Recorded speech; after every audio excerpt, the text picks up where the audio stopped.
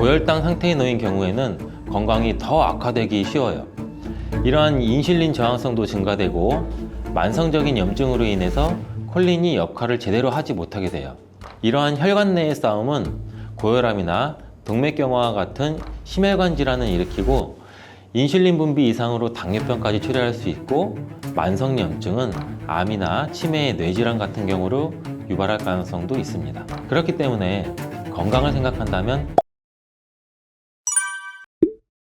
계란과 절대 같이 먹어서는 안 되는 첫 번째 음식은 정제된 탄수화물 덩어리인 빵입니다. 많은 분들이 아침으로 즐기는 계란과 빵은 암과 치매 예방에 가장 나쁜 조합이라고 할 수 있는데, 이는 브레인푸드라는 별명까지 있는 계란에는 콜린이라는 성분이 굉장히 풍부한데, 이 콜린은 뇌 기능을 강화해주고 뇌세포의 중요한 부분을 이루는 비타민 B 복합체예요. 이는 기억력과 집중력 증진에 굉장히 많은 효과를 보여서 기억력 저하, 치매, 알츠하이머 예방 및 치료에 많은 도움을 주는 성분이에요. 이 콜린 성분을 함유시킨 의약 처방전이 있어서 구매를 할 수 있는 전문 의약품으로도 나와 있고, 또 건강기능식품으로도 많이 나와 있는데, 이는 혈관 내의 염증을 줄여줘서 암 예방에도 굉장히 많은 도움을 준다고 해요. 그런데 놀랍게도 이 콜린과 반대로 작용하는 것이 바로 밀가루예요. 이 밀가루는 75% 이상이 탄수화물로 구성되어 있고, 이런 저품질의 탄수화물이 많은 빵을 먹게 되면 혈당 수치가 올라가는 혈당 스파이크, 이 혈당 스파이크는 갑자기 혈당이 치솟는 경우거든요. 이게 발생하고 이로 인해서 혈관이랑 뇌세포에도 손상을 줘요. 계란과 빵을 같이 먹게 되면 우리 몸에서는 마치 전쟁이 일어나는 것처럼 그런 현상이 일어나게 되는데, 어떤 현상이냐면 계란 속에 들어있는 콜린은 뇌세포를 보호하기 위해서 방어막을 형성하려 하는데, 이때 빵에서 나온 탄수화물에 의해 생성된 독소가 이 방어막을 파괴하게 돼요. 계속 싸우고 전쟁을 일으키는 거죠. 특히 백미로 이루어진 쌀밥, 빵 같은 정제된 탄수화물로 된 음식을 자주 섭취해서 고혈당 상태에 놓인 경우에는 건강이 더 악화되기 쉬워요. 이러한 인슐린 저항성도 증가되고 만성적인 염증으로 인해서 콜린이 역할을 제대로 하지 못하게 돼요. 이러한 혈관 내의 싸움은 고혈압이나 동맥경화와 같은 심혈관 질환을 일으키고 인슐린 분비 이상으로 당뇨병까지 초래할 수 있고, 만성염증은 암이나 치매의 뇌질환 같은 경우로 유발할 가능성도 있습니다. 그렇기 때문에 건강을 생각한다면 계란과 함께 정제된 밀가루를 사용하지 않은 통밀빵, 곡물빵, 이런 다른 음식들을 선택하는 것이 좋은 선택이 될 수가 있습니다. 또한 레몬과 같은 강산성 과일도 계란과 함께 먹으면 안 됩니다. 왜냐하면 이 강산성 과일은 높은 산도가 있어서 계란의 단백질 구조에 영향을 미치는데, 레몬이나 다른 강산성 과일에 포함된 산이 계란 속의 단백질과 반응하면 단백질이 응고가 돼요. 굳어요.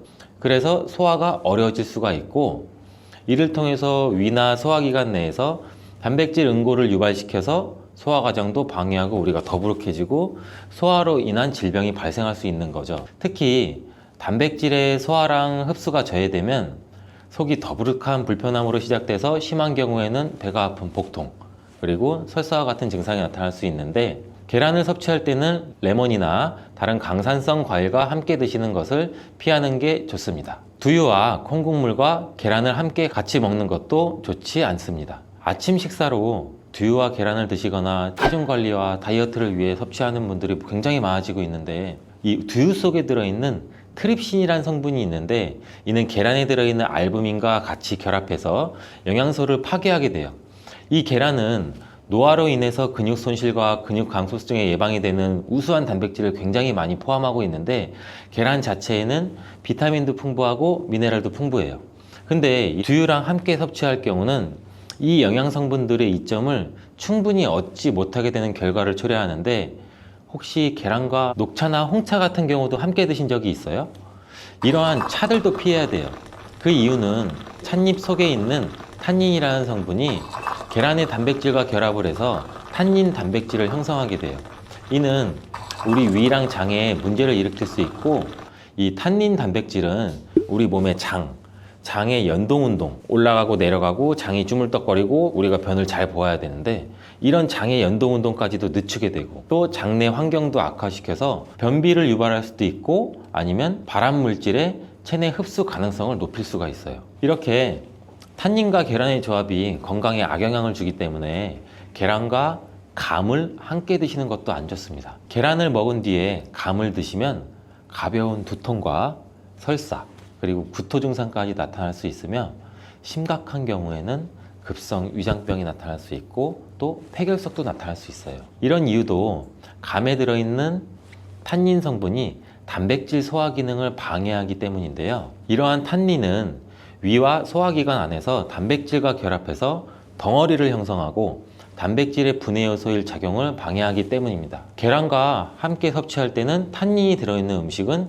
위험할 수 있습니다. 또 하나, 계란과 절대 함께 먹으면 안 되는 음식 중으로는 햄과 같은 가공육이 있습니다. 계란과 가공육의 조합은 정말 최악인데요. 계란은 고단백질인 필수 아미노산 비타민 B군을 풍부하게 함유하고 있지만 가공육과 같은 햄은 나트륨과 포화지방이 높은 경향이 많아요. 이런 가공육은 과도한 나트륨의 섭취랑 포화지방의 증가로 이어질 수 있으며 이를 계속 섭취하게 되면 혈관에 나쁜 콜레스테롤이 축적돼서 동맥경화와 같은 심장병, 뇌졸중, 이런 심혈관 질환 위험도 증가시킬 수가 있습니다. 또한 가공육에 포함된 첨가물과 방부제는 소화를 방해하고 장내 환경에 안 좋은 영향도 미칠 수가 있고, 계란을 드시는 것을 꺼려 하시는 분들은 계란이 콜레스테롤 수치를 올려서 우리 몸의 건강에 해롭다고 생각하시는 분들도 굉장히 많은데 이 생각이 틀렸다는 것을 제가 알려드릴게요. 유독 계란이 콜레스테롤을 높여서 성인병을 유발하는 주범인 듯한 이야기는 왜 생길 걸까요 도대체? 콜레스테롤이 함유된 식품은 계란 말고도 정말 많은데 그 이유는 계란 한 알에 들어있는 콜레스테롤 양이 사람이 하루 섭취해야 할 콜레스테롤 양의 65%나 되기 때문입니다. 콜레스테롤 양만 따지면 계란 하나를 먹었다면 콜레스테롤이 든 다른 음식은 무조건 피하셔야 돼요. 근데 놀랍게도 계란은 이렇게 많은 콜레스테롤을 가지고 있는 동시에 콜린이라는 영양소까지 다량 함유하고 있어요. 이 콜린은 나쁜 콜레스테롤을 간으로 옮겨서 제거하는 기능도 갖고 있는데 좋은 콜레스테롤인 HDL 수치도 같이 높여주는 거예요. 따라서 계란의 콜레스테롤은 콜린에 의해서 자연스럽게 좋은 콜레스테롤로 전환이 된다는 거죠. 그래서 계란을 한두 개 더 먹어도 전혀 문제가 되지 않아요. 만약 중증 심혈관 질환에 걸린 경우가 아니라면 일반적으로 하루 두세 개 정도의 계란 섭취는 건강을 지키는데 큰 도움이 될 수 있습니다. 이제 콜레스테롤 걱정 없이 우리 모두 계란을 먹어도 되겠죠? 당뇨가 있으신 분들도 마찬가지예요. 50대 이후가 되면 당뇨 환자가 급격히 많아지게 되는데 당뇨는 정말 무서운 병이에요. 당뇨는 당뇨 한 가지만으로도 위험하지만 당뇨로 인한 고혈압, 심근경색, 뇌졸중, 치매, 다른 질병을 유발시키기 때문에 그런데 당뇨의 원인 중 하나는 비만이 있는데 이 비만 관리가 바로 당뇨 관리로 직결된다고 해도 과언이 아니죠. 근데 비만을 일으키는 원인 중 하나가 아침을 먹지 않는 것이라는 사실 여러분들 알고 계신가요? 이 경희대학교 연구팀이 발표한 논문에 따르면 아침 식사를 먹지 않는 사람은 그렇지 않은 사람보다 이 비만 위험이 1.5배나 높았고 당뇨병 위험은 무려 2.1배나 높았습니다. 이렇듯 아침 식사를 거르면 우리 몸의 대사가 천천히 느려지면서 혈당 조절에도 좋지 않은 영향을 미치게 되는데 이런 위험은 젊었을 때 발생하지 않아요. 차곡차곡 쌓여서 특히 중년 이후에 더 크게 나타나는데 나이가 들면서 기초 대사량이 줄어들고 활동량도 감소하고 근육량도 감소하기 때문입니다. 따라서 나이가 들어갈수록 우리는 아침 식사뿐만이 아니라 규칙적인 식사를 하는 습관이 매우 중요한데요. 아침 식사에 가장 좋은 음식이 바로 계란입니다. 계란에는 우리 몸에 꼭 필요한 다양한 영양소가 풍부하게 들어있기 때문인데 특히 당뇨 때문에 고생하시는 분들 굉장히 많으시죠. 이 당뇨 때문에 고생하시는 분들에게는 최고의 식품이라고 할 수가 있어요. 우선 계란에는 고품질의 단백질이 굉장히 많이 들어있는데 계란 한 개에 약 6g 정도가 들어있고 이 단백질이 포만감도 오래 유지시켜줘서 과식도 예방하는 데 굉장히 많은 도움이 되고 또 이 단백질은 혈당을 조절하는 호르몬인 인크레틴이라는 호르몬 분비를 촉진시켜서 식후 혈당이 급격히 상승하는 혈당 스파이크도 억제하고 안정적으로 유지하는 데 굉장히 효과가 좋습니다. 이뿐 아니라 계란 노른자에 있는 비타민 D, 비타민 B, 콜린 등 중요한 영양소들이 풍부하게 들어있어 비타민 D는 인슐린 분비와 감수성을 높이고 면역력도 길러주고 콜린은 간 건강에 도움을 줘서 지방간을 예방하는 데 굉장히 효과적인 성분입니다. 이 지방간은 비만과 당뇨의 위험 요인 중 하나인데, 이렇게 좋은 계란도 함께 먹으면 우리 몸에 보약이 되는 굉장히 좋은 음식들이 있는데, 더욱 풍부한 영양을 섭취할 수 있고 당뇨와 비만 관리에도 도움이 되는 음식들이 있어요. 계란과 토마토는 빼놓을 수 없는 최고의 음식 궁합입니다. 계란과 토마토, 이 둘의 궁합은 영양학적으로만 보더라도 굉장히 이상적이에요. 계란은 아까 말씀드렸듯이 단백질, 비타민 B군, 그리고 필수 아미노산을 굉장히 많이 함유하고 있는데, 한편 토마토는 우리가 흔히들 많이 알고 계시죠. 비타민 C, 그리고 항산화 물질인 라이코펜을 굉장히 많이 함유하고 있어요. 그래서 이들이 만날 때 서로의 영양적 가치가 굉장히 배가 되는 거죠. 토마토 속의 라이코펜은 지방에 용해되기 때문에 계란과 같이 먹을 때 그 흡수율이 굉장히 높아지는데, 이러한 조합은 우리 심혈관 건강을 지키고 면역력을 높이는 데 아주 효과적이고, 토마토에 들어있는 비타민 C는 계란에 들어있는 철분의 흡수를 돕기 때문에 빈혈 예방에도 굉장히 좋습니다. 우리 철분제 드실 때 흔히 비타민 C와 같이 섭취하라고 말씀드리잖아요. 이와 같은 이유 때문인데, 또 하나를 보면 올리브유를 두른 팬에 계란과 토마토를 넣고 살짝 볶아 드시면 아침에 최고의 식단이 될 수 있습니다. 요즘 또 아보카도 식단도 굉장히 인기가 많은데요. 흔히 지중해 식단 이렇게 말씀을 많이들 하고 계시죠. 계란과 아보카도도 굉장히 좋은 궁합인데, 계란에는 매번 말씀드리지만 굉장히 많은 영양소가 있는데, 아보카도에 함유된 건강에 좋은 지방산, 특히 오메가3 지방산과 비타민 E를 많이 갖고 있어 이 두 가지 재료가 만나면 서로가 영양적 시너지가 굉장히 폭발합니다. 이 아보카도 속의 건강한 지방은 계란이 단백질 흡수를 더욱 좋게 하고 흡수율을 더욱 높입니다. 또 계란 속에 있는 비타민과 무기질은 아보카도의 지방산을 흡수하는 데 도움을 주고, 이러한 조합은 심혈관 질환 그리고 뇌 건강에 굉장히 긍정적인 효과도 주고 전반적으로 건강을 굉장히 많이 향상시키는 효과도 같이 갖고 있는데, 이 아보카도와 계란을 함께 먹음으로써 식이섬유와 건강한 지방의 결합이 우리 몸의 포만감도 높이고 장내 환경을 굉장히 많이 개선을 시킬 수가 있습니다. 간단하게 아보카도와 계란 샐러드를 아침에 만들어 드시면 어떨까요? 계란을 또한 채소와 함께 드시면 비타민의 흡수율도 증가시킬 수가 있어요. 특히 호박을 섭취하면 부교감 신경을 활성화시켜서 마음을 안정시키고 또 불안감 및 긴장을 완화시켜 주는데 높은 효능을 발휘합니다. 스트레스는 만병의 근원이라고 하는데, 이 계란과 호박을 함께 드시면 스트레스는 물론 몸의 피로도 같이 줄여주기 때문에 비타민 A와 베타카로틴이 많은 호박을 섭취하면 또 눈 건강에도 굉장히 유익하다고 합니다. 계란에 함유된 루테인과 지아자틴과 같은 카로티노이드 성분과 함께 작용하여 강력한 항산화 효과를 발휘하고 망막을 보호하고 황반색소 밀도도 유지시키고 녹내장 또 퇴행성 안구 질환의 발병률도 낮춰줄 수 있습니다.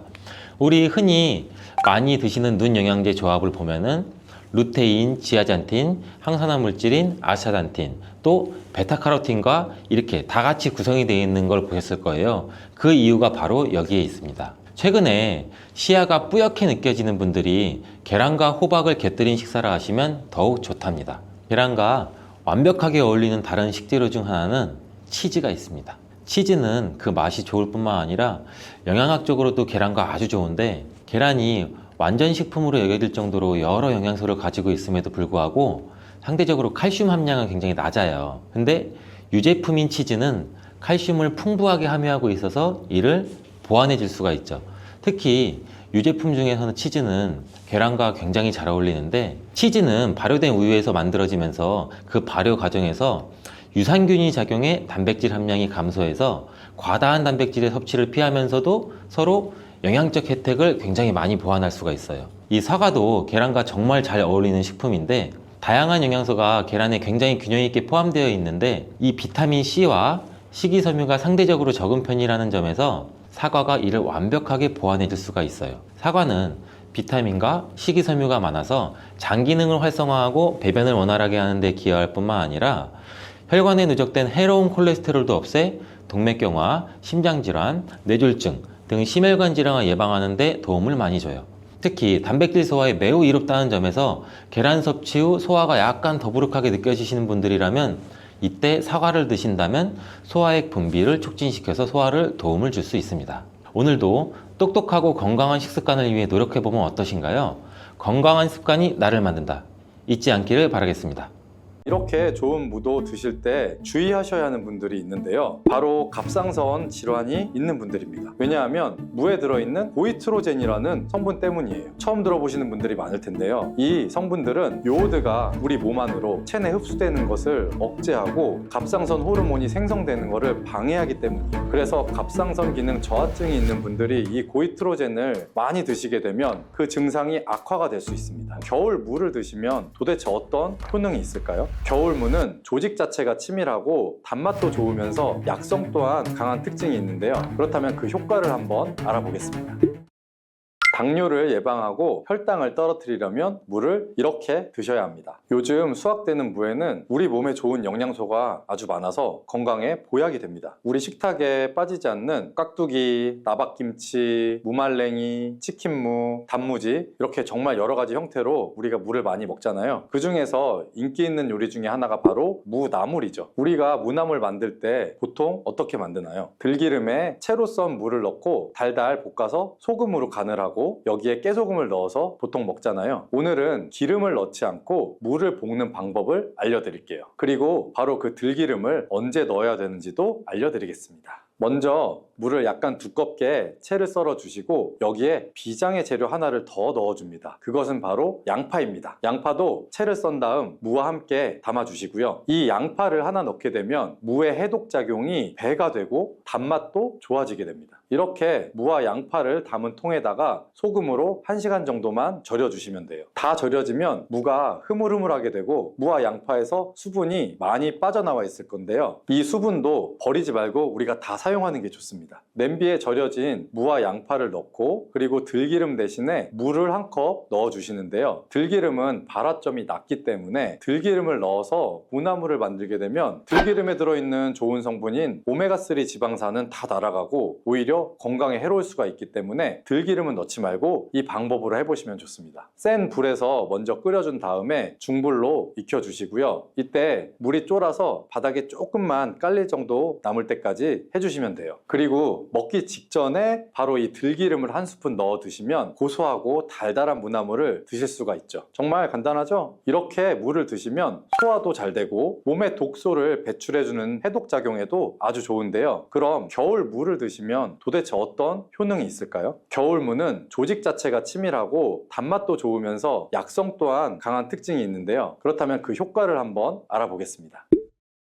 첫 번째는 기침을 멈추게 하고 가래를 묽게 해서 쉽게 배출되도록 도와주는 건데요. 우리가 무를 생으로 그냥 먹으면 알싸한 매운맛이 있죠. 이 바로 매운맛이 무에 들어있는 시니그린이라는 성분 때문인데요. 이 시니그린의 효능이 바로 호흡기의 점막을 자극해서 점액 분비를 촉진해 주는 겁니다. 이렇게 점액이 나와 호흡기에 붙어있는 가래를 묽게 만들어서 쉽게 배출되도록 도와주는 거고요. 이뿐 아니라 점막이 호흡기 외벽을 보호해서 각종 세균이나 감기 바이러스 등이 쉽게 우리 몸으로 침투하지 못하게끔 보호해주는 효과도 있습니다. 우리가 보통 병원에서 처방받아서 먹는 감기약과는 좀 다르게 무는 기관지가 본연의 역할을 잘 할 수 있도록 회복시키고 유지시켜준다는 좋은 점이 있는 겁니다. 이런 효능 때문에 가래나 기침 등의 감기로부터 우리 몸을 보호하고 회복시킬 수가 있는 거고요. 그러면 특별히 이 기침, 가래 증상, 그리고 호흡기에 도움이 되도록 물을 먹는 방법을 한 가지 알려드릴게요. 그건 물을 바로 주스로 만들어서 마시면 되는데요. 이때 무와 배를 함께 사용하시면 됩니다. 겨울에 감기에 걸렸을 때 우리가 배숙을 만들어서 마시기도 하잖아요. 배 자체에도 염증을 가라앉혀주고 기침을 먹게 해주는 효능이 있기 때문인데요. 이런 배와 물을 함께 드시게 되면 겨울에 건조했던 기관지가 촉촉해져서 기침도 줄여주고 가래를 묽게 해서 몸 밖으로 배출하기가 쉬워지게 돼요. 또 무와 배는 열을 내려주는 효능이 있기 때문에 때문에 기관지염이나 편도선염, 후두염 이런 목에서 오는 열감을 완화시키는 데에도 도움을 줄 수가 있습니다. 이걸 만드는 방법은 무와 배를 약 1대1의 비율로 섞어서 믹서기에 넣고 갈아주시면 되는데, 한 가지 주의할 점이 무에는 초록색 부분이 있고 흰색 부분이 있죠. 이 중에서 흰색 부분은 매운맛이 좀 더 강하고 초록색 부분은 단맛이 조금 더 좋습니다. 그래서 우리가 주스를 만들 때에는 초록색 부분을 사용하시는 것을 추천드립니다. 그리고 무와 배의 껍질도 꼭 함께 갈아주시면 좋은데요. 왜냐하면 속살보다 껍질에 더 많은 플라보노이드 성분이 함유되어 있기 때문이에요. 배에 있는 씨만 제거하시고 믹서기에 넣고 갈아주신 다음 그대로 마시면 되는데요. 만약에 이게 너무 걸쭉해서 마시기가 힘들면 면포에 좀 걸러주신 다음에 드시면 마시기 좋습니다. 자, 두 번째 무의 효능은 바로 소화에 좋은 건데요. 우리가 천연 소화제라고 하면 떠오르는 것이 바로 이 무입니다. 왜냐하면 무 안에는 전분을 분해하는 아밀라제와 디아스타제가 풍부하고 단백질을 분해해주는 효소인 프로테아제도 많이 들어있어서 우리가 고기를 먹을 때도 이 무를 같이 먹으면 정말 좋은 음식이 되거든요. 김장을 하고 나서 돼지고기 삶은 다음에 우리가 수육 많이 하죠. 이때 이 김장김치 그리고 남은 무를 가지고 양념을 더해서 무김치를 만들어 수육과 함께 먹을 수 있죠. 이렇게 드시는 게 무의 단백질 소화 요소인 프로테아제 덕분에 정말 좋은 음식의 궁합을 만들게 되는 거예요. 또 무에는 탄수화물을 분해하는 디아스타제라는 효소가 아주 많이 들어있거든요. 우리나라의 주식이 뭐죠? 바로 쌀이죠. 우리가 쌀밥을 먹을 때 무로 만든 반찬을 드시는 게 그래서 좋은 방법이 될 수가 있는데요. 나이가 들면 보통 몸에서 나오는 소화 효소 자체가 좀 줄어들 수밖에 없어요. 그래서 나이가 들수록 무로 만든 반찬을 많이 드시는 게 도움이 됩니다. 근데 이 무에 함유된 이 효소들은 열에 좀 약하기 때문에 무의 소화 효소를 섭취하려면 사실 열을 가하지 않은 생으로 드시는 게 더 좋기는 해요. 동치미나 깍두기가 정말 안성맞춤이 되겠죠. 그리고 무에는 지방을 분해하는 효소인 에스터라제가 아주 풍부한데요. 우리가 집에서 흔히 많이 먹는 야식 중에 치킨이 있죠. 이 치킨 배달을 시키면 치킨무가 꼭 같이 오죠. 바로 지방이 많은 치킨을 먹을 때 무를 함께 드시면 입안도 아주 깔끔해지고 소화도 잘 되겠죠. 그리고 세 번째 무의 효능은 혈관 건강에 좋다는 건데요. 무에는 식이섬유가 풍부해서 장 건강에 도움을 줄 뿐 아니라 혈관 건강에도 도움을 주는데요. 바로 이 식이섬유가 체내의 콜레스테롤을 흡착시켜서 체외로 배출시켜 주므로 혈관 내 노폐물을 제거하고 혈액순환을 원활하게 도와주는 겁니다. 또 비타민C도 풍부하게 함유되어 있는데요. 이 무의 비타민C는 항산화 작용이 좋기 때문에 혈관 내에 활성산소를 제거해주고 혈관벽을 튼튼하게 해주는데도 도움을 줍니다. 그리고 무에는 칼륨이 함유되어 있는데 칼륨의 대표적인 효과가 바로 나트륨을 배출하는 겁니다. 혈관 내의 나트륨은 우리 몸의 혈압 상승이랑 직접적으로 관련이 되는데 무를 꾸준히 섭취함으로써 혈관 내의 나트륨을 몸 밖으로 배출시켜서 혈압을 낮추고 심혈관 질환을 예방하는 데에도 도움을 줍니다. 그리고 엽산 또한 무에 풍부하게 함유되어 있는데요. 이 엽산이 혈관에 염증을 억제해 줄 수 있고 혈전 생성을 막아주는 역할을 해줄 수가 있습니다.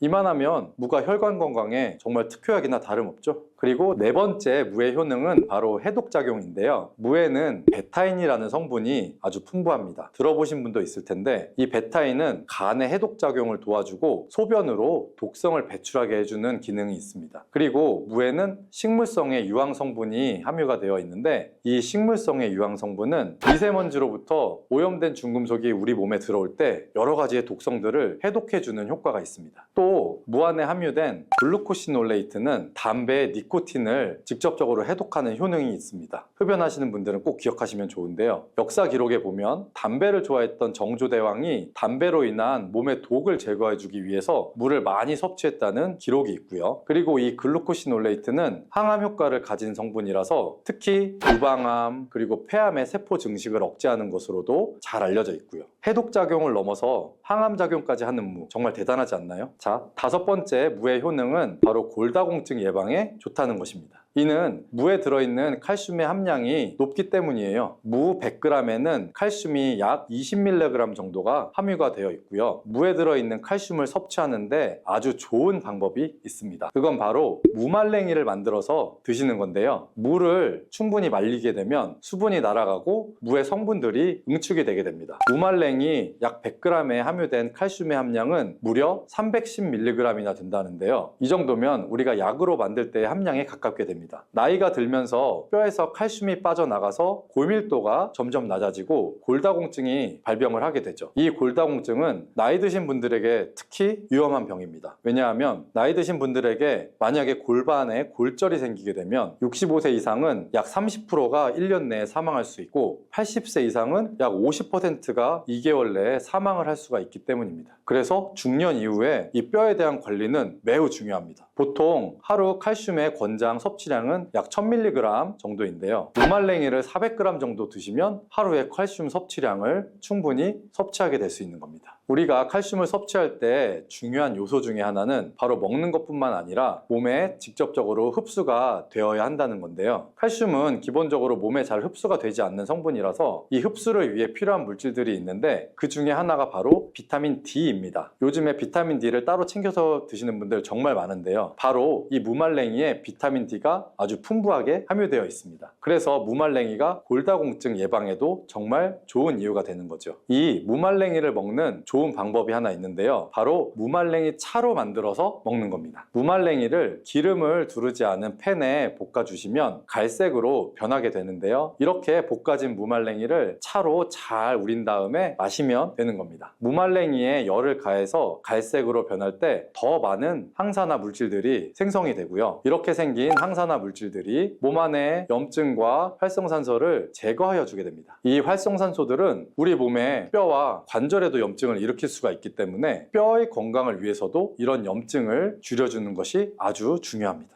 여섯 번째 무의 효능은 바로 당뇨를 예방하는 데 도움을 준다는 건데요. 미국 당뇨병 협회에서는 당뇨를 예방하기 위해서 물을 매일 섭취하라고 권고를 하고 있습니다. 탄수화물을 우리가 섭취하게 되면 탄수화물이 당으로 변해서 우리 몸의 혈당 지수가 올라가게 되는데요. 이렇게 혈당 지수를 올라가는 데 관여하는 호르몬이 바로 글루카곤입니다. 우리가 물을 섭취하게 되면 이 글루카곤의 기능을 억제해 줄 수가 있는데요. 혈당을 올리는 글루카곤의 효능이 제한되기 때문에 혈당 조절에 도움을 주는 겁니다. 무에는 이렇게 많은 효능이 있습니다. 그리고 함께 드시면 무의 효능을 극대화할 수 있는 음식이 있습니다. 그 첫 번째는 바로 꿀인데요. 무에는 이소티오시아네이트라는 성분이 있는데요. 이 성분은 매운맛을 내주고 혈액순환을 원활하게 해서 신진대사를 활성화시키는 효과가 있습니다. 꿀에는 항균, 항염, 항산화 이런 효능들이 있어서 무와 함께 드시면 기관지를 촉촉하게 하고 기침을 줄어들게 하며 몸의 기력을 보충해주는 효과가 있습니다. 그리고 무와 함께 드실 때 좋은 음식 두 번째는 바로 생강입니다. 생강에는 진저롤과 효가올 성분이 함유가 되어 있는데 몸 안에 있는 찬 기운을 밖으로 배출해주고 몸을 따뜻하게 해주는 효능이 있습니다. 우리 몸이 따뜻해지면 일반적으로 몸의 면역력이 올라가게 되고요. 또한 생강은 심혈관을 건강하게 해주는데요. 생강을 섭취하게 되면 콜레스테롤 수치가 낮아지게 되고 혈액순환을 원활하게 해주기 때문에 혈관 건강에도 도움이 됩니다. 자, 이렇게 좋은 무도 드실 때 주의하셔야 하는 분들이 있는데요. 바로 갑상선 질환이 있는 분들입니다. 왜냐하면 무에 들어있는 고이트로젠이라는 성분 때문이에요. 처음 들어보시는 분들이 많을 텐데요. 이 성분들은 요오드가 우리 몸 안으로 체내 흡수되는 것을 억제하고 갑상선 호르몬이 생성되는 것을 방해하기 때문이에요. 그래서 갑상선 기능 저하증이 있는 분들이 이 고이트로젠을 많이 드시게 되면 그 증상이 악화가 될 수 있습니다. 다만 체내에 요오드가 풍부하게 있는 상태면 사실 이 효과는 미미하기 때문에 평소에 요오드가 풍부한 해조류를 많이 드시면 도움이 됩니다. 그리고 이 고이트로젠은 열을 가하게 되면 일반적으로 그 효과가 약해지게 되기 때문에 따라서 갑상선 기능 저하증이 있는 분들은 물을 드실 때 생으로 그냥 드시지 말고 열에 잘 익혀서 드시기를 추천합니다. 이 양배추, 사과, 당근 이 주스도 정말 많이 갈아 먹어요. 이 세 가지를 함께 갈아 드시면 정말 좋은 장수식품이 돼요. 당근은 혈액 생성을 촉진시키고 혈액순환을 원활하게 해서 눈 건강을 좋게 하는 효능이 있고, 사과는 피로를 회복시키고 기관지를 촉촉하게 해서 천식을 예방시키는 효과도 있잖아요, 배처럼. 또 세 가지 모두 식이섬유가 풍부해서 장 건강에 정말 좋은데 장 운동을 촉진하고 변을 묽게 해서 배변 활동에 도움을 주게 되죠. 이 세 가지를 함께 드시면 이런 효능들이 극대화돼서 정말 보약이나 다름없는 음식이 되죠. 그런데 생으로 드시라니까 혹시 농약이 걱정되시기도 하죠. 오늘 영상에서는 양배추가 농약 범벅이라는 소문이 있는데 정말 양배추가 농약 범벅인지 재배 과정을 한번 살펴보면서 알아볼게요. 양배추를 키울 때 농약을 많이 치는 거는 사실이에요. 여러분, 요즘 많이 드시는 양배추는 과연 어떻게 드시고 계신가요? 양배추가 건강에 좋다는 사실은 다들 알고 계시죠? 양배추는 특히 이 위 건강에 좋은 대표적인 채소로 알려져 있는데 이 양배추를 이용한 위장약이 많이 만들어지는 만큼 위장에 좋은 영양소가 많이 함유되어 있어요. 양배추는 위장뿐 아니라 여러 가지 몸에 좋은 효능이 있는 풍부한 성분들이 함유가 되어 있는데 근데 이런 양배추도 잘못 드시면 오히려 건강에 독이 될 수 있다는 사실 알고 계신가요? 먼저 양배추의 부작용과 양배추의 효능 세 가지 그리고 양배추와 함께 먹으면 보약이 되는 음식과 먹는 방법까지 양배추에 대한 모든 것을 알려드릴게요. 이 양배추에는 칼륨, 칼슘, 비타민 C, 비타민 U, 식이섬유 정말 많은 성분을 함유하고 있죠. 근데 비타민 C는 들어봤는데 비타민 U? 이건 뭘까요? 사실 비타민 U는 비타민은 아니에요. 비타민 U는 그 S메틸메티오닌이라는 성분인데 궤양 치료에 효과가 좋다는 것이 알려지면서 비타민 U로 불러요. U는 그 궤양에 얼서 그 영어의 첫 글자 U를 가져와서 비타민 U라고 하는 것인데 성분만 봐도 알 수 있듯이 양배추의 첫 번째 효능이 위장을 튼튼하게 한다는 거예요. 바로 위식도의 염증을 가라앉히는 데 효능이 있고 위에 염증이 있어 빨갛게 헐어있는 분들이 있는데 이런 분들은 공복에 명치 끝, 배 윗부분 명치 있는 부분이 쓰리고 아픈 통증이 발생될 수 있죠. 이런 통증 원인이 염증 때문인데 이 염증을 비타민 U, S메틸메티오닌이 완화시키는 데 도움을 주고 비타민 U는 위점막에서 분비하는 호르몬인 이 프로스타글란딘의 생성을 촉진해서 위산으로부터 위벽을 보호해요. 또 위염과 위궤양도 억제해주는 작용을 같이 가지고 있고 위암이 발생되는 것까지 예방하는 효능이 있죠. 또 비타민 U는 간의 해독작용에 중요한 역할을 하는 글루타치온의 생성을 촉진해서 활성산소를 제거해서 간세포의 손상도 예방할 수 있어요. 그래서 간 기능을 개선하는 데도 도움을 줄 수가 있죠. 사실 이 비타민 U는 십자화과 채소에는 풍부하게 함유가 되어 있어요. 십자화과 채소라면 뭐 양배추, 브로콜리, 배추부 등등이 포함되죠. 100g당 약 비타민 U가 함량이 약 배추에는 39mg, 무에는 11mg, 브로콜리에는 18mg, 양배추에는 무려 46mg로 이 십자화과 채소 중에서 가장 많은 함량이 들어있고 양배추는 부위에 따라서도 비타민 U 함량이 달라져요. 푸른색의 겉잎, 하얀색의 속잎, 그리고 심지로 구성되는데 100g당 겉잎에는 26.1mg, 속잎에는 46.3mg, 심지에는 30.6mg 함유가 되어 있어요. 겉잎보다 속잎에 더 많이 함유가 되어 있죠. 과일은 껍질을 꼭 함께 제가 드시라고 누누이 말씀드렸는데 양배추는 반드시 겉잎을 드셔야 될 필요는 없겠죠. 양배추의 두 번째 효능은 항암작용을 한다는 거예요.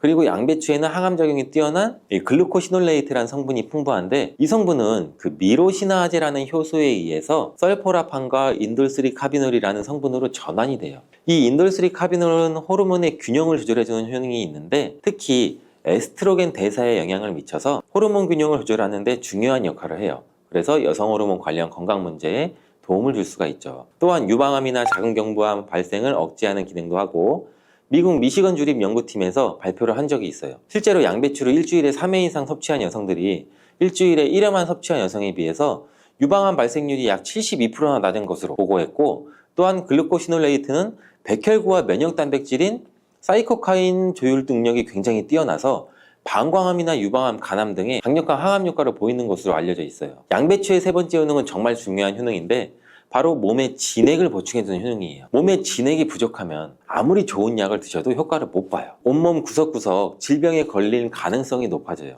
이 몸의 진액이라고 하면 혈액이나 림프액, 조직액, 음식물 섭취 시 흡수되는 영양물질, 몸 안에 조직에서 분비되는 점액질, 호르몬 우리 몸의 모든 생명을 유지하기 위해서 필요한 모든 체액이 바로 진액이에요. 몸 안에 수분 같은 것들은 전부 다 진액이라고 보시면 되는데 이 진액이 몸에 부족하면 여러 증상이 나타나요. 손발도 차고 저린 경우에 혈액순환이 잘 되지 않아 그런 증상이 나타나게 되고 혈액순환이 문제가 바로고 혈액순환에 진액이 부족해서 그런 증상이 나타나는 경우도 굉장히 많고 또 이 수분이 충분해야 손발 끝까지 혈액순환이 원활하게 될 수가 있는 건데 기관지에 진액이 부족하게 되면 또 당연히 기관지도 건조해지고 그렇게 되면 외부에서 먼지 같은 이물질이 들어오면 기관지는 다이렉트로 자극을 강하게 느껴 기침이 나고 칼칼하고 목소리도 잘 나지 않는 현상도 나오고 위에 진액이 부족하면 위장의 조직들이 수축되는 현상으로 또 위축적 위험도 나타날 수가 있고 심장의 진액이 부족하면 심장에 열이 오르고 심장박동도 빨라질 수 있고 나이가 들면 또 관절이 점점 뻣뻣해지고 입도 바짝바짝 마르는 증상도 많이 나타나고 있고 그리고 또 목, 어깨 등의 근육이 뭉쳐 통증이 나타나는 이유도 몸 안에 진액, 수분이 부족하기 때문이고 굉장히 다양해요. 진액이 부족해서 나타나는 현상들은. 근데 수분이 부족하면 우리는 물을 마시면 해결되지 않을까? 물론 물을 마시면 몸에 대부분 수분이 보충되긴 하지만 대부분 소변이 빠져나가게 되죠. 소변으로. 마신 물이 몸속 구석구석 스며들게 돼서 몸에 진액을 보해주려면 물만 마셔서는 절대 해결이 되지 않아요. 물이 우리 몸에 들어왔을 때 몸속에 잡아들 수 있는 힘이 부족한데 이런 역할을 하는 것이 양배추예요. 양배추는 몸의 진액 보충을 위해 한의학에서 많이 처방하기도 하는데 이 진액을 채우고 뇌를 보호하는 뇌수와 뼛속의 골수를 채워주는 역할도 같이 하는 것으로 알려져 있어요. 이렇게 좋은 양배추도 잘못 드시면 부작용이 발생할 수가 있는데 양배추를 드실 때 주의하셔야 하는 분들 4가지 유형에 대해 알려드릴게요. 첫 번째는 과민성 대장증후군이 있으신 분들이에요. 양배추에 함유된 특정 당분이 가스를 생성하게 되는데 이 과민성 대장증후군이 있는 분들이 양배추를 드시면 장이 팽창되고 복부 팽만이 일어나서 설사를 유발하게 될 수도 있어요. 두 번째는 이 위축성 위염, 장상피 화생이 있는 분들이에요. 위장 점막이 위축돼 있고 변성이 심한 경우인데 이런 분들은 양배추가 몸에 잘 맞지 않을 수가 있어요. 이런 분들이 양배추를 드시면 오히려 속쓰림이 심해질 수가 있는데 공복 속쓰림에는 양배추가 도움이 될 수 있지만 식후에 속쓰림이 있으신 분들이라면 또 위장 점막에 문제가 있을 가능성이 있으니 양배추를 적당히 드시길 바라고, 세 번째는 갑상선 기능이 저하된 분이에요. 이런 분들은 양배추를 드실 때 절대 생으로 드시지 마시고 살짝 쪄서 드시길 바래요. 그렇다고 양을 많이 드시면 안 되고 한 번에 드실 때 약 150g 정도로 일주일에 한두 번 정도만 드시기를 추천드려요. 왜냐면 이 양배추에는 고이트로젠이라는 성분이 많이 포함되어 있는데 이 성분은 갑상선의 기능을 방해하게 돼요. 양배추를 지속적으로 드시면 갑상선 문제를 유발할 수도 있죠. 근데 이 고이트로젠에 열을 가하면 이 성분이 비활성화가 되기 때문에 쪄서 드시라는 거예요. 다만 갑상선에 문제가 전혀 없는 분들이라면 양배추를 생으로 조금씩 드시는 것도 괜찮죠. 양배추에는 이 설포라판이라는 성분이 있는데 이 성분은 강력한 항암이나 항산화 작용을 하는 좋은 성분인데 양배추에 열을 가하게 되면 이 성분은 다 사라져요. 그러니 갑상선에 문제가 없으신 분들은 양배추를 그냥 생으로 드셔서 양배추의 좋은 효능을 통해 건강을 챙기시길 바래요. 네 번째는 고혈압이나 뇌경색 등의 문제로 이 아스피린과 같은 혈전 용해제 같은 약을 복용하시는 분들인데, 왜냐면 양배추에는 비타민 K라는 성분이 들어있는데 비타민 K는 지혈작용을 하는 기능이 있어요. 이 지혈작용이 뭘까요? 혈액을 말 그대로 빨리 굳게 만드는 거죠. 근데 이 혈액을 묽게 만드는 약을 드시는 분들이 양배추를 드시게 되면 비타민 K와 충돌하게 되어 복용하시는 약의 효과를 떨어뜨리거나 다른 부작용을 일으킬 수가 있을 가능성이 있어요. 그렇다면 양배추를 드실 때 어떻게 먹는 것이 가장 좋을까요? 정답은 바로 양배추를 그냥 생으로 드시는 게 가장 좋아요. 왜냐하면 비타민 U나 C와 같은 좋은 성분들은 열에 약해서 이 조리 과정으로 인해서 파괴가 되기 때문인데 양배추는 생으로 드시기 참 그래도 어렵잖아요. 그래서 양배추를 생으로 드실 수 있는 방법을 알려드릴게요. 갈아서 주스로 드시면 돼요. 이때 양배추만 갈아 드시면 맛이 굉장히 없잖아요. 양배추와 함께 갈아 드시면 맛도 좋고 보약이 되는 음식 3가지를 제가 바로 알려드릴게요. 저희 집도 아침마다 주스를 정말 많이 갈아서 먹는데 이 양배추, 사과, 당근 이 주스도 정말 많이 갈아 먹어요. 이 3가지를 함께 갈아 드시면 정말 좋은 장수식품이 돼요. 당근은 혈액 생성을 촉진시키고 혈액순환을 원활하게 해서 눈 건강을 좋게 하는 효능이 있고, 사과는 피로를 회복시키고 기관지를 촉촉하게 해서 천식을 예방시키는 효과도 있잖아요. 배처럼. 또 3가지 모두 식이섬유가 풍부해서 장 건강에 정말 좋은데 장 운동을 촉진하고 변을 묽게 해서 배변 활동에 도움을 주게 되죠. 이 3가지를 함께 드시면 이런 효능들이 극대화돼서 정말 보약이나 다름없는 음식이 되죠. 그런데 생으로 드시라니까 혹시 농약이 걱정되시기도 하죠. 오늘 영상에서는 양배추가 농약 범벅이라는 소문이 있는데 정말 양배추가 농약 범벅인지 재배 과정을 한번 살펴보면서 알아볼게요. 양배추를 키울 때 농약을 많이 치는 거는 사실이에요. 지금 보고 계신 것이 약 40일 정도 된 양배추예요. 모공이 되는 사이즈죠. 이때부터 농약을 많이 치게 돼요. 다음으로 60일 정도 된 양배추이고 이때도 우리가 알고 있는 양배추의 모양은 아니죠. 아직 더 많이 자라야 돼요. 다음은 100일 정도 재배된 양배추예요. 입이 생각보다 크죠. 양배추의 모양은 보통 동그라니 공처럼 생겼는데 이것은 꼭 다른 채소처럼 생겼어요. 120일 정도 되면 이렇게 자라는데 가운데 보이시나요? 가운데 동그랗게 생긴 거 있죠. 이것은 결구라고 하는데 공처럼 생겼다고 해서 결구예요. 이것이 결국 우리가 먹는 양배추인데 이 결구를 겹겹이 싸고 있는 잎이 있기 때문에 농약을 아무리 많이 쳐도 우리가 먹는 양배추에는 농약이 많이 닿질 않아요. 농약뿐 아니라 다른 이물질도 많이 묻지 않는데 양배추에 농약을 많이 쓰는 건 맞지만 보시다시피 농약이 묻은 잎은 다 제거하고 결국 결구만 유통되기 때문에 낭백추의 농약은 많이 묻어있지 않아요. 그뿐 아니라 결구가 생길 때쯤이면 벌레가 거의 없기 때문에 농약도 더 이상 치지 않는다고 해요. 이렇게 결구가 생기고 20일 정도 더 키우면 우리가 먹는 양배추 크기가 되는데, 이때 양배추를 수확해서 겉에 농약 묻은 잎은 다 잘라내고 깨끗한 결구만 유통이 되는 거죠. 이제 조금이나마 안심하고 양배추를 드셔도 되겠죠. 혹시나 그래도 걱정되신다면 농약은 수용성 성분이기 때문에 양배추를 물에 5분 정도 담가 두었다가 흐르는 물에 씻으면 농약을 제거할 수 있으니 걱정하지 말고 드셔도 돼요. 사과의 유기산과 우유의 카제인이라는 성분이 만나게 되면 엉기는 현상이 일어나서 이게 덩어리가 져요. 덩어리가 져서 위 속에 들어가면 위 산하고도 만나서 더 큰 덩어리가 형성되고, 더 큰 덩어리가 형성되니까 소화가 늦어지겠죠. 소화도 힘들어져요. 이렇게 평소 소화가 잘 되고 건강한 사람이랑은 별로 상관이 없는데, 그렇지 않은 분들한테는 소화불량과 대장염도 일으킬 가능성도 있고, 이게 지속적으로 반복이 되면 대장암이 생길 수도 있죠. 사과와 함께 드시면 보약이 되는 음식도 있는데요. 바로 매일 사과 한 개를 먹으면 병원에 가지 않아도 된다는 말은 많이들 들어보셨죠? 사과는 그만큼 우리 몸을 건강하게 하는 많은 영양소가 들어 있습니다. 사과는 꼭 아침에 먹어야 돼, 아침에 먹어야 된다고 하는 사람들도 많은데 그 말이 정말 사실일까요? 정답은 그렇지 않다입니다. 그 이유를 보면 사과에는 신맛, 상큼한 맛이 나죠. 바로 사과 안에는 유기산이 풍부하기 때문인데, 그래서 유기산 때문에 신맛이 나는 것이에요.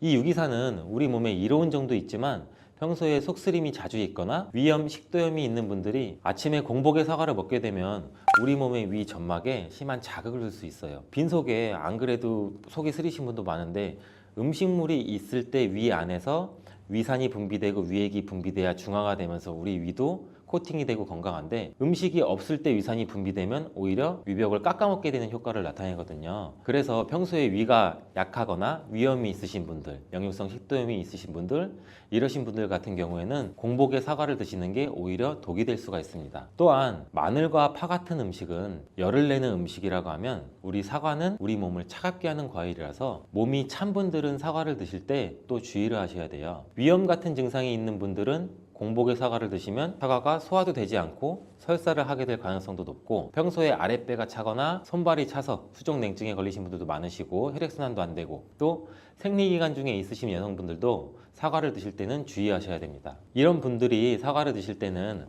아침에 공복보다는 아침 식사 후에 드시는 게 좋고, 사과를 보관할 때도 보통 냉장고에 보관했다가 차게 해서 꺼내 드시잖아요. 냉장고에서 꺼낸 사과를 바로 드시면 시원하고 아삭해서 맛있죠.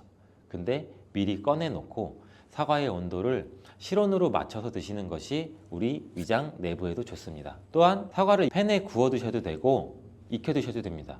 그렇다면 왜 아침에 먹는 사과가 보약이라는 말이 굉장히 우리가 많이 알고 있을까요? 건강하신 분들은 사과를 아침 공복에 드시면 더욱 좋은데, 그 이유는 사과에는 펙틴이라는 식이섬유가 풍부해 우리 장 운동을 활발하게 하고 장내 노폐물을 배출하는 데 도움을 줘 하루를 건강하게 시작할 수 있기 때문입니다. 한 가지 꼭 기억하셔야 할 점은 사과를 껍질째 드셔야 한다는 것입니다. 실제 연구에서는 사과의 껍질에는 안토시아닌이나 퀘르세틴, 에피카테킨 같은 이러한 식물성 폴리페놀 성분이 사과의 그 과육보다 사과 껍질에 훨씬 더 많이 함유되어 있는 것이 밝혀졌고, 또 이러한 껍질을 버리고 깎고 먹게 되면 사과의 좋은 영양소는 극히 일부만 드시게 되는 것이죠. 사과에는 펙틴 말고도 정말 다양한 영양소가 있는데, 사과에는 어떤 효능이나 영양소가 있는지 한번 알아보겠습니다. 사과는 먼저 장을 건강하게 해줘요. 요즘 프로바이오틱스, 프리바이오틱스 굉장히 많죠, 유산균. 이렇게 사과가 천연 프리바이오틱스로서 장내 우리 몸, 장 안에 좋은 균을 많이 생기도록 해주는 작용을 해줍니다. 이렇게 장내에 좋은 균이 많이 생기게 되면 장의 환경이 좋아지는 건데, 그렇게 되면 단맛, 자극적인 맛이 강한 가공식품에 대한 식욕도 줄어들고 건강한 식품을 먹고 싶은 욕구도 늘어나게 돼요. 또 장이 건강해지면 우리 면역력이 또 좋아지고, 이렇게 다 선순환으로 이어져 가는 건데, 장에는 물론 좋은 세균, 나쁜 세균들이 굉장히 많이 존재가 해요. 근데 좋은 세균만 많아도 안 되고 나쁜 세균만 많아도 안 돼요. 좋은 세균, 나쁜 세균이 어느 정도 밸런스를 이루어져서 우리 몸의 면역력을 형성하게 되는데, 그때도 굉장히 중요한 게 프로바이오틱스, 프리바이오틱스, 우리가 흔히 많이 먹는 유산균입니다. 사과에도 아까 말씀드린 프리바이오틱스가 들어있고, 또 사과를 드시면 자연스럽게 체중도 줄어들고 다이어트하는 효과까지 누릴 수 있게 돼요. 이렇게 사과를 먹게 되면 장내에서 소화가 되면서 뷰티르산 같은 단쇄지방산이 만들어지게 되는데, 이 지방산이 우리 몸에 손상된 장벽을 회복시켜주는 역할을 해줘서 우리 장이 건강해지는 거예요. 장벽을 회복시키는 것이 중요한 이유가, 우리 장벽이 손상되면 손상된 곳에 독소들이 하나하나씩 침투가 되게 되고, 증상이 심해지면 장누수증후군이라는 질병도 발병이 되고, 이런 증상이 나타나면 독소들이 혈액을 타고 돌아다니게 되고 악순환이 반복이 되는 거죠. 그래서 장이 안 좋아지면 피부에 염증도 일으킬 수가 있고, 아토피와 같은 면역력이 이제 과잉되거나 면역력의 불균형 증상을 일으킬 수 있게 되는 거죠. 이렇게 사과를 드시면 이런 증상을 예방해 장이 건강해져 피부도 탄력 있게 밝아지게 하는 효과도 있고, 사과 속의 풍부한 펙틴이 아까 장 운동도 활발하게 한다고 말씀드렸잖아요. 그렇게 되면 암을 유발할 수 있는 물질들이 장내에 오래 머물지 못하고 결국 대장암의 발병률도 서서히 줄어들게 되죠. 그리고 사과는 혈관도 깨끗하게 해주는데, 혈관을 깨끗하게 해주면 뇌졸중, 고혈압, 심근경색, 그런 혈관 질환도 같이 예방할 수 있게 되고, 이렇게 혈관에 활성산소가 많아지게 되면 혈전이 생겨 혈액순환을 방해하기도 하고 혈관 세포를 손상시켜 노화를 촉진시키기도 하는데, 이러한 활성산소를 제거해 주는 게 우리가 흔히 알고 있는 항산화 영양제라고 해요. 말 그대로 활성산소가 우리 세포의 노화를 촉진시켜주고 우리 세포를 더 늙게 만들거든요. 이러한 것들을 제거해주는 항산화 영양소를 같이 섭취해주는 것도 매우 중요한데, 그 항산화 영양소도 사과에 들어있다는 것을 알고 계시면 좋을 것 같습니다. 또한 이러한 활성산소를 제거해서 혈전이 생기는 것을 억제하는데 가장 큰 역할을 하는 게 플라보노이드 계열의 루틴이라는 성분인데, 이 루틴이 사과에 굉장히 많이 들어있어요. 또한 사과에는 칼륨도 굉장히 많이 함유되어 있어서, 칼륨은 혈관 내에 나트륨을 몸 밖으로 배출해주는 역할을 해요. 나트륨은 수분을 흡수하는데 칼륨이 부족하면 나트륨도 배출되지 않습니다. 이 나트륨은 혈압이 상승하며 혈관에 노폐물을 쌓이게 만드는데, 사과를 섭취해서 칼륨을 공급해주면 혈압도 방지할 수 있고 노폐물을 배출시켜주는 역할도 같이 할 수 있습니다. 또한 이러한 칼륨은 혈관을 확장시키는 작용을 해서 혈액순환도 원활하게 하고 심장 박동도 안정시키고 심장의 기능도 강화하는 데 도움을 줄 수 있는 성분이에요. 근데 여기서 한 가지 주의할 점을 알려드릴게요. 활성산소가 혈관을 손상시킨다고 했잖아요. 근데 사과를 잘못 드시면 오히려 활성산소가 굉장히 많이 생기게 돼요. 바로 갈변된 사과를 드시는 것입니다. 사과를 먹고 남게 되면 밀폐 용기에 담아 보관했다가 나중에 드시는 경우 굉장히 많잖아요. 그때 우리가 단면이 사과가 갈색으로 변하게 되는데, 이는 공기 중에 산소와 만나서 산패돼서 갈색으로 변한 것이거든요. 이렇게 산패된 사과를 드시면 활성산소를 제거하는 것이 아니라 오히려 활성산소를 증가시켜 혈관 건강에 악영향을 줄 수 있으니까, 갈변된 사과는 그 부분은 바로 잘라내고 드시는 것을 추천드립니다. 또한 사과의 이로운 점 중 다른 하나는, 사과는 혈당을 조절해서 당뇨를 예방하고 그 당뇨를 회복하는 데에도 도움을 줄 수가 있어요. 당뇨가 있으신 분들은 과당이 혈당을 올려 안 좋다고 알고 계시잖아요. 굉장히 많은 분들이. 근데 사과는 오히려 혈당을 조절해 주기 때문에 당뇨가 있으신 분들은 사과를 드셔야 됩니다. 식사하기 30분 전에 사과를 드신 후에 식사를 하시면 혈당이 급격하게 오르는 혈당 스파이크 현상도 막을 수가 있어요. 사과에 단맛 때문에 당뇨가 있는 분들이 사과를 드시는 것을 꺼려 하시는데, 사과에는 단맛도 있지만 혈당은 올리는 GI 지수가 36으로 혈당 지수가 낮은 과일이에요. 근데 혈당 지수가 높은 과일이 뭔지 아세요? 수박은 다른 거에 비해서 혈당 지수가 높기 때문에 당뇨가 있으신 분들은 조금 조심해서 드시면 좋을 것 같습니다. 실제로 대학 연구팀에서 실험한 것을 발표했는데, 건강한 사람을 대상으로 쌀밥만 먹은 경우랑 30분 전에 사과를 먹고 쌀밥을 드신 경우를 비교를 했을 때 혈당이 쌀밥만 먹은 경우보다 50% 정도로 떨어지는 것도 확인이 된 실험도 있어요. 당뇨가 있는 분들도 이제 안심하시고 식사 후에 드시지 말고 반드시 식사 30분 전에 꼭 사과를 드시고 식사를 하시길 바랍니다. 한 가지 주의할 점은, 사과를 갈아서 사과 주스로 드시게 되면 오히려 흡수가 빨라 혈당을 올릴 수가 있으니 사과를 껍질째 씹어서 천천히 드시는 게 좋을 것 같습니다. 또한 사과의 다른 효능 중 한 가지는 기관지도 깨끗하게 청소해주는 효능도 있어요. 사과에는 양파와 마찬가지로 퀘르세틴이라는 성분이 풍부하게 함유되어 있는데, 이 성분은 호흡기 점막에 생기는 염증을 가라앉히고 예방하는 효과도 있어요. 흔히 우리 요새 시중에 많이 판매되는 퀘르세틴 영양제도 있는데, 이 퀘르세틴 영양제가 아이들 비염, 기관지염 이런 쪽을 개선시킨다고 많이들 이제 광고도 하는데 이처럼 퀘르세틴이 우리 몸에 있는 염증도 굉장히 많이 잡아주거든요. 이런 물질들이 사과 속에도 같이 함유되어 있다는 것을 기억하시기 바라겠습니다. 그리고 폐기관지에 모세혈관도 튼튼하게 만드는 걸 도와주고 천식이 있거나 기관지가 약한 분들이 미세먼지 때문에 기침이 많이 나고 목에 가래가 많이 낄 수가 있는데 이런 분들도 사과를 꾸준히 드시면 호흡기가 부드러워져 불편함도 많이 해소할 수 있게 됩니다. 한 연구에서는 매주 4개에서 5개의 사과를 먹는 가정의 자녀가 매주 1개 이하의 사과를 먹는 가정의 자녀보다 천식에 걸릴 확률이 50% 정도나 낮았다고 발표한 적도 있고 사과가 그만큼 천식과 호흡기 건강에 좋다는 것이 증명된 거죠. 이렇게 좋은 사과도 함께 먹으면 절대 안 되는 음식이 있는데 바로 궁합이 안 맞는 거예요. 그 음식을 알아볼 텐데 바로 우유, 요거트, 치즈 이런 유제품류예요. 여러분 놀라셨죠? 유제품이랑 사과를 아침에 굉장히 많은 분들이 같이 함께 드시고 계시는데 요새 샐러드 같은 것도 많이 드시면서 샐러드에 사과도 넣고 드레싱으로 요거트랑 치즈도 붓고 이러한 경우가 많은데 유제품과 사과를 함께 드시면 사과의 비타민C가 우유에 부족한 영양 성분을 보충해줘서 좋은 것으로 대부분 많이 알고 계시는데 이런 내용이 전혀 틀린 것은 아니에요. 근데 소화 기능이 약하신 어르신분들이나 위염, 식도염 같은 증상이 있으신 분들은 이렇게 드시면 안 돼요. 영상 초반에도 제가 잠깐 말씀드렸듯이 이런 증상이 있는 분들은 유제품과 사과를 함께 드시면 그 증상이 더욱 악화되는데 그 이유는 사과의 유기산과 우유의 카제인이라는 성분이 만나게 되면 엉기는 현상이 일어나서 이게 덩어리가 져요. 덩어리가 져서 윗속에 들어가면 위산하고도 만나서 더 큰 덩어리가 형성되고 더 큰 덩어리가 형성되니까 소화가 늦어지겠죠. 소화도 힘들어져요. 이렇게 평소 소화가 잘 되고 건강한 사람이랑은 별로 상관이 없는데 그렇지 않은 분들한테는 소화불량과 대장염도 일으킬 가능성도 있고 이게 지속적으로 반복이 되면 대장암이 생길 수도 있죠. 장 건강이 중요한 이유는 아까도 영상 초반에 말씀드렸듯이 장이 우리 몸의 면역력도 같이 담당하는 기관이고 정신 건강에까지 영향을 주기 때문인데 행복 호르몬이라고 불리우는 세로토닌 많이 들어보셨죠? 이 세로토닌의 95%가 장에서 만들어지기 때문에 장이 건강해야 행복감이 또 올라갈 수 있어요.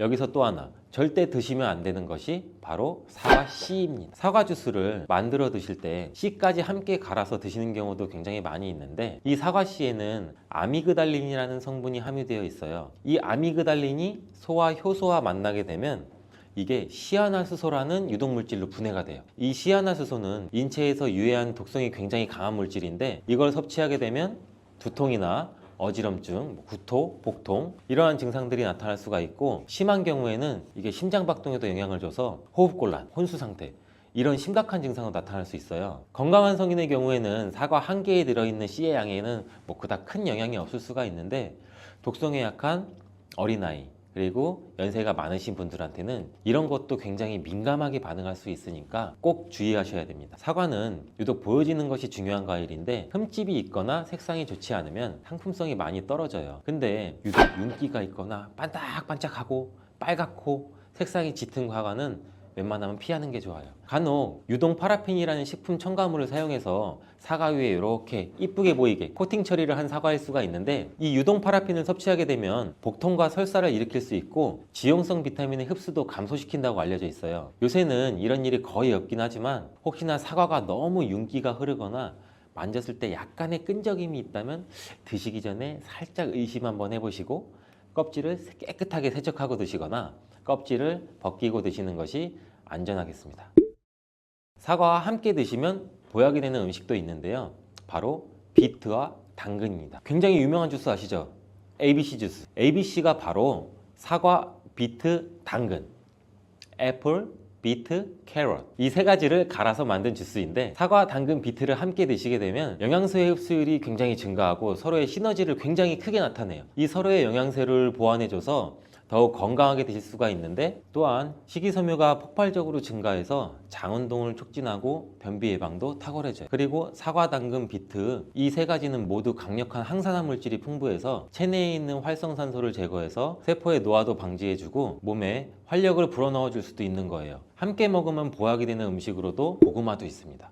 이 고구마에는 베타카로틴이라는 성분이 풍부해서 항암작용과 함께 면역력도 같이 강화해 주는데 혈관 건강에도 도움을 줄 수가 있어요. 고구마를 드시면 소화가 잘 안 되는 증상도 나타날 수가 있는데 이게 왜 그러냐면 고구마 속에 함유되어 있는 아마이드라는 성분이 장에서 이상 발효를 일으켜서 가스가 차고 소화불량 증상도 같이 나타나는 건데, 이때 같이 사과와 함께 드시면 사과에 함유된 펙틴이 아마이드의 이상 발효 증상을 억제해서 가스가 차는 증상을 발생하지 않도록 도와주게 돼요. 또한 이러한 사과의 효능 중 하나인 혈관을 깨끗하게 하는 것을 고구마의 베타카로틴이 도와줘서 이 효능이 극대화가 돼서 건강에 정말 좋은 음식 궁합도 될 수 있답니다.